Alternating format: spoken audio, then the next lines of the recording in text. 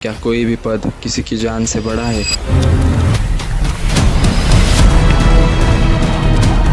सोनम वांगचुक पिछले 20 दिनों से अनशन पर बैठे हैं और अब उनकी हालत बद से बदतर होती जा रही है। फिर भी सरकार देखने तक को तैयार नहीं है। आखिर कौन है ये सोनम वांगचुक और क्यों प्रोटेस्ट कर रहे हैं? आइए जानते हैं पूरी कहानी आज के इस वीडियो में। जो लोग नहीं जानते उनके लिए बता दूं कि 3 इडियट्स फिल्म में रैंचो का जो कैरेक्टर है वो सोनम वांगचुक पे इंस्पायर होकर बनाया गया है। जो काम रैंचो ने फिल्म में किए थे वैसे ही इनोवेशन काम सोनम वांगचुक ने असल जिंदगी में किए हैं। 2021 में इन्होंने इंडियन आर्मी के लिए सोलर हीटेड टेंट्स बनवाए थे। इसकी मदद से हमारे जवानों को लद्दाख की कड़कती ठंडी में भी रहने की जगह मिली। इसके अलावा सोनम वांगचुक ने कई जगह carbon neutral solar building design किए और वाटर स्तूपा का कॉन्सेप्ट भी यही लेकर आए थे। लद्दाख में वाटर शॉर्टेज से डील करने के लिए इन्होंने ये इनोवेशन किया था और इन्हीं सब कारणों की वजह से इन्हें कई सारे अवार्ड से सम्मानित किया गया है। और यही सोनम वांगचुक आज आमरण उपोषण पर बैठे हैं। कुछ तो बात होगी। प्रॉब्लम है स्टूडेंट्स के राइट्स का, उनके अधिकार का और धर्मेंद्र प्रधान के इस्तीफे का।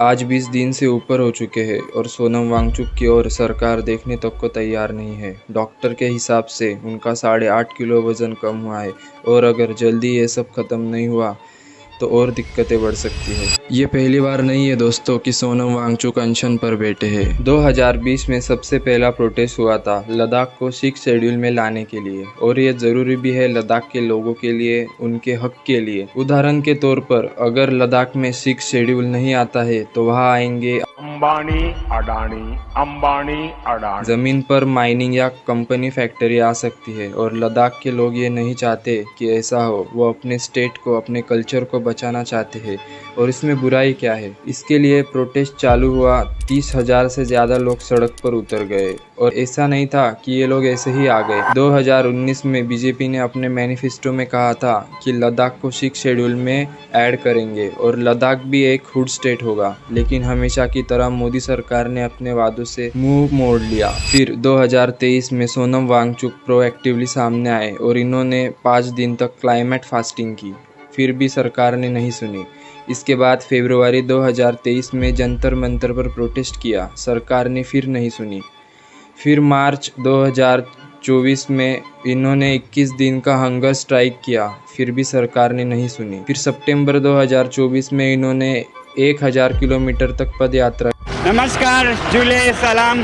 ये है लद्दाख का दिल्ली चलो आंदोलन और आज 1 सितंबर को हम 25 किलोमीटर चल चुके हैं। फिर 5 अक्टूबर 2024 को ये इंडेफिनाइट हंगर स्ट्राइक पर बैठ गए। 16 दिनों तक हंगर स्ट्राइक चलने के बाद होम मिनिस्ट्री की तरफ से लेटर आता है, आओ बात करें।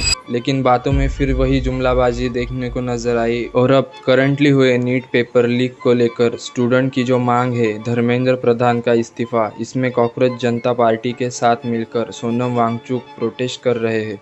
आज 20 दिन से ऊपर हो चुके हैं और इस मुद्दे को लेकर राजीव तलवार नामक एक व्यक्ति आक्रोश में आकर कहते हैं कि अगर सोनम वांगचुक को कुछ भी होता है तो अगला नंबर उनका होगा। इस देश के सारे सांसद, विधायक, अधिकारी जल्दी से सोनम वांगचुक का हड़ताल खत्म कराओ। अगर वो मर जाए नंबर मेरा होगा। इतना सब कुछ होने के बाद भी सरकार इस विषय पर, इस मुद्दे पर बात करने तक को तैयार नहीं है। वैसे भी गोडसे को पूजने वाले लोगों से क्या ही उम्मीद रख सकते हैं। और सरकार ही नहीं, बड़े बड़े यूट्यूबर्स, फिल्म एक्ट्रेस और ऐसे ही कई सारे फेक चेहरे जिन्हें लोग अपना रोल मॉडल मानते हैं, जिन लोगों की वजह से उनका घर चलता है, वही आज इस मुद्दे को सपोर्ट करना तो छोड़ो, 2 शब्द बोलने तक को तैयार नहीं है।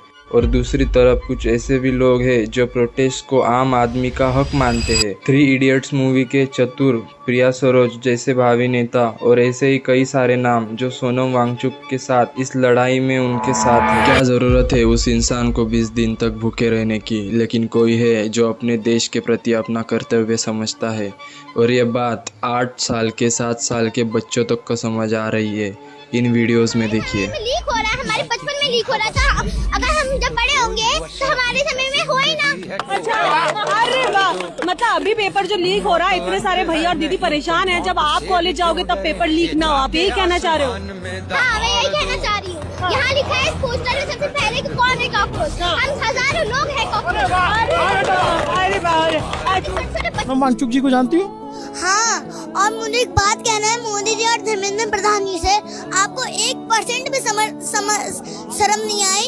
इतने बड़े साइंटिस्ट, पूरे इंडिया के इतने बड़े साइंटिस्ट वहाँ पर बीमार पड़े हैं। 16 डेज से वो संसद पे, वो आपको बीमार पड़े हैं। आइए सुनते हैं अरविंद केजरीवाल क्या कहते हैं इस विषय में। धर्मेंद्र प्रधान को तो इस्तीफा देना चाहिए, लेकिन